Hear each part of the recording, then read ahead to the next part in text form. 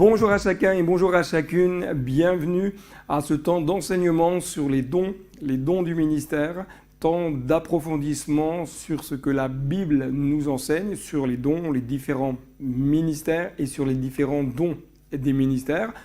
Lors de la fin de première vidéo, nous avons lu ce que Paul enseigne dans l'Épître aux Romains chapitre 12 verset 2 et je vous propose que nous puissions démarrer cette deuxième partie en relisant le texte de l'apôtre Paul. Romains 12 verset 2, lisons ensemble. Ne vous conformez pas au monde actuel, mais soyez transformés par le renouvellement de l'intelligence afin de discerner quelle est la volonté de Dieu, ce qui est bon, agréable et parfait. Voici donc un texte que Paul a écrit et qui nous amène dans une profonde réflexion. Qu'est-ce que nous devons comprendre lorsque Paul nous parle du renouvellement de l'intelligence ? Quelle approche avez-vous de ce texte ? Quelle analyse en faisiez-vous ? Il est important de bien comprendre ce que Paul est en train d'enseigner ici lorsqu'il parle du renouvellement de l'intelligence. Tout d'abord, j'aimerais souligner que le renouvellement de l'intelligence ne concerne pas notre être spirituel, c'est-à-dire notre esprit. Notre esprit étant régénéré, né de nouveau, il est scellé avec le Saint-Esprit, il ne peut donc être renouvelé dans l'intelligence.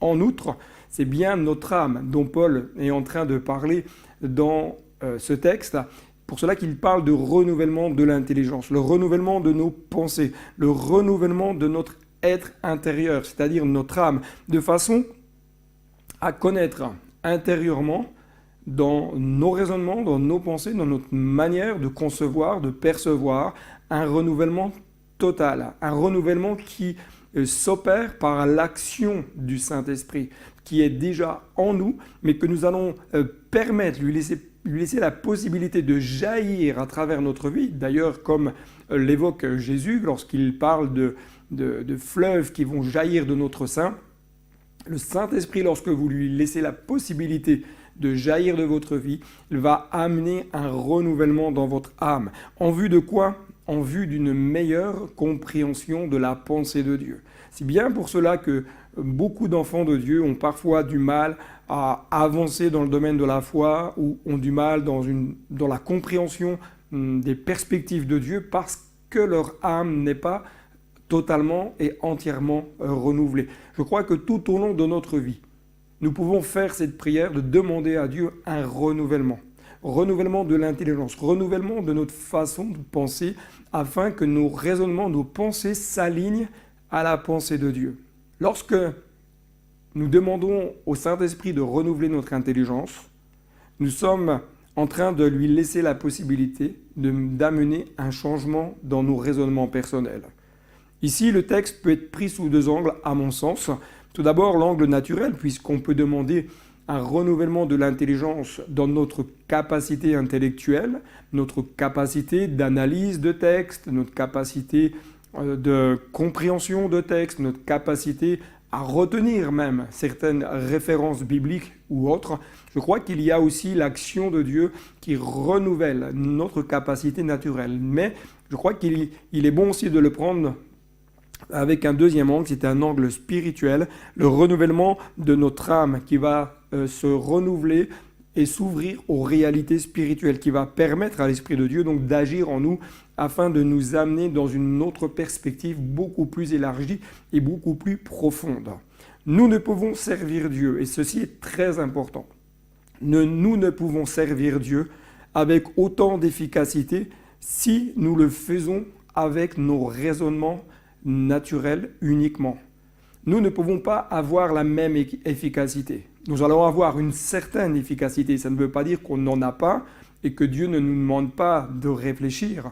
Bien au contraire, Dieu nous demande d'apporter une réflexion intellectuelle, mais pas uniquement. Notre réflexion intellectuelle doit être animée, renouvelée et ressourcée par cette vie abondante du Saint-Esprit en nous. Pourquoi ? Parce que nos raisonnements humains vont s'opposer d'une façon naturelle à tout ce qui a attrait à la foi. Nos raisonnements naturels s'opposent à la foi, s'opposent à ce que la parole de Dieu dit. D'ailleurs, parfois, vous entendez peut-être certains messages, certaines prédications qui vont vous parler de guérison, qui vont vous parler de délivrance, qui vont vous parler de l'action de Dieu, qui vont vous parler de la manifestation du Saint-Esprit.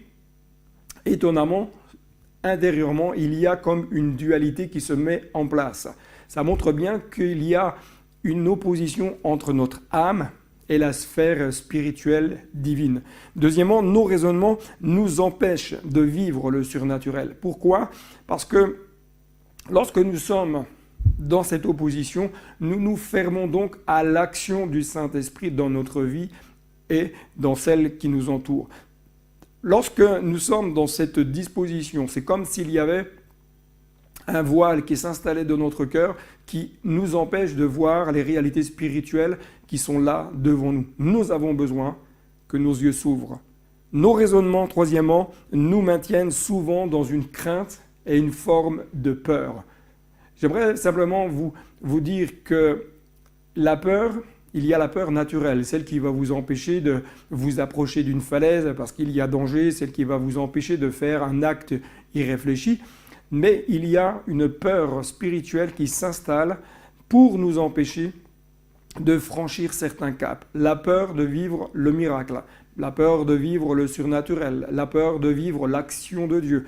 En outre, si notre âme est renouvelée et si nos raisonnements sont renouvelés, nous discernerons avec l'aide du Saint-Esprit et des Écritures quelle est la volonté de Dieu, ce qui est bon, agréable et parfait. C'est pourquoi, en tant que disciples, nous avons besoin de vivre un renouvellement dans notre âme au quotidien. Nous avons besoin que le Saint-Esprit renouvelle notre pensée, notre compréhension, nos conceptions, puisse élargir le spectre de notre lecture biblique, élargir notre compréhension de qui est Dieu, de la manière dont il veut agir dans notre vie, dans l'Église, et la manière dont Dieu veut nous utiliser dans ce monde. Alors, le caractère du serviteur, c'est un des points importants. Regardez ce que Paul dit dans Romains 12, verset 3. « Par la grâce qui m'a été donnée, je dis à chacun de vous de ne pas avoir une trop haute opinion de lui-même, mais de garder des sentiments modestes, chacun selon la mesure de foi que Dieu lui a donnée. » J'aimerais simplement vous dire ceci, qu'il ne suffit pas d'avoir un élan du cœur. Un élan du cœur n'est pas suffisant pour faire de nous des serviteurs et des servantes selon le cœur de Dieu. Vous savez, beaucoup de personnes prétendent vouloir servir Dieu, prétendent vouloir s'engager avec Dieu. Beaucoup disent, voilà, moi j'ai un appel à tel ministère, un appel à tel ministère, mais j'aimerais simplement rappeler qu'il est important, avant toute chose, de faire un checkpoint de sa propre vie avec l'aide du Saint-Esprit. De permettre au Saint-Esprit de venir éclairer, de mettre en lumière dans notre cœur ce qui a besoin de changer. Parce que je crois que nous avons toutes et tous besoin de travailler sur notre caractère. Nous avons besoin de comprendre ce que cela veut dire servir Christ. Servir Christ ne suffit pas, ce n'est pas simplement dire je désire servir Christ. Ce n'est pas simplement dire je me rends disponible pour servir Christ.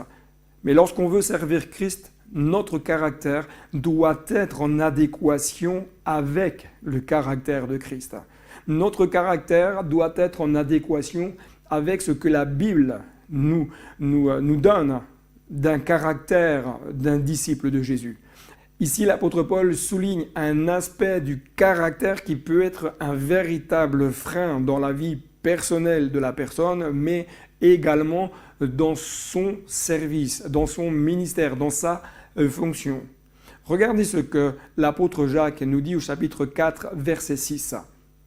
« Cependant, la grâce qu'il accorde est plus grande encore. C'est pourquoi l'Écriture dit « Dieu s'oppose aux orgueilleux, mais il fait grâce aux humbles. » L'apôtre Jacques souligne très clairement que Dieu s'oppose. S'oppose à qui ? À ceux qui ont un problème dans l'orgueil.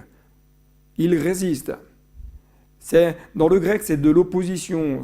Dieu se range en bataille contre ou s'opposer à quelqu'un. Vous savez, l'orgueil est un mal qui touche tout le monde. Personne ne peut dire qu'il n'a pas un peu d'orgueil dans son cœur. Personne ne peut dire que dans son cœur, il n'y a pas un problème dans ce registre-là. Certains vont peut-être être plus en danger que d'autres.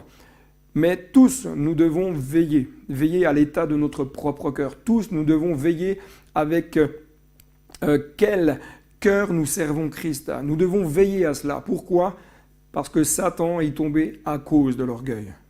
Cela nous amène à nous poser quelques questions dans le cadre du service pour Dieu.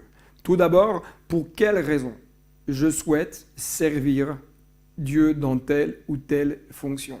C'est la première question que vous devez vous poser lorsque vous souhaitez servir Dieu. Pour quelle raison souhaitez-vous servir Dieu dans telle ou telle fonction ? Posez-vous simplement quelques minutes et réfléchissez à cette question avant peut-être d'aller voir un responsable de l'Église, un pasteur, un leader, en lui disant « voilà, j'ai à cœur de servir ». Pour quelle raison ? Qu'est-ce qui vous motive ? Deuxièmement, qu'est-ce qui vous fait dire que vous êtes bien appelé à servir Dieu dans cette fonction ? Est-ce que c'est parce que vous avez des aptitudes humaines? Est-ce que c'est parce que vous avez des aptitudes spirituelles? Ou est-ce que parce que vous prétendez avoir assez d'ancienneté dans votre Église? C'est une deuxième question qui est très importante. Troisièmement, est-ce que vous êtes assez malléable entre les mains de Dieu? Est-ce que vous êtes prêt à être repris par votre leader, par votre responsable, par votre pasteur, si il y a quelque chose qui a besoin d'être corrigé? Est-ce que vous êtes assez malléable pour vous laisser façonner entre les mains de Dieu? C'est une question très importante parce que on se rend compte que dans le milieu chrétien, beaucoup veulent servir et gloire à Dieu pour cela. Et on bénit Dieu pour cela. Et on prie pour que des hommes et des femmes se lèvent. Mais je prie pour que des hommes et des femmes se lèvent avec un cœur malléable, avec un cœur qui soit façonnable, qui soit à l'écoute, qui soit disponible, qui soit prêt à corriger peut-être certaines façons de faire, certaines manières de voir, certaines approches, afin de mieux servir, afin que Jésus soit glorifié. Je crois que lorsque nous servons avec Dieu, avec un cœur malléable, nous sommes prêts à servir Dieu avec efficacité, avec sérieux, avec honneur. On rend à Dieu ce qu'il y a de meilleur. On ne sert plus Dieu avec une forme de médiocrité en disant « c'est pour Dieu et Dieu n'a qu'à se contenter de ce que je lui apporte parce que ce n'est pas si grave ». Non, je pense que nous devons servir Dieu avec entièreté. Nous servons ce monde parfois dans notre travail, dans différentes associations, avec engouement, avec zèle, et on cherche à performer même. Faisons la même chose pour Dieu. Je crois que le cœur de serviteur doit chercher à performer pour le royaume de Dieu. J'espère que ces temps d'enseignement ont pu vous enrichir, vous enseigner.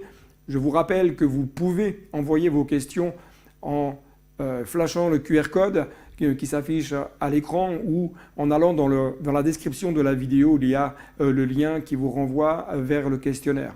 Que Dieu vous bénisse. Je vous donne rendez-vous pour une prochaine vidéo, un autre temps d'enseignement qui portera sur des points importants, des références importantes et notamment sur l'exigence divine dans le cadre de notre service, de notre ministère, de notre fonction pour le royaume de Dieu.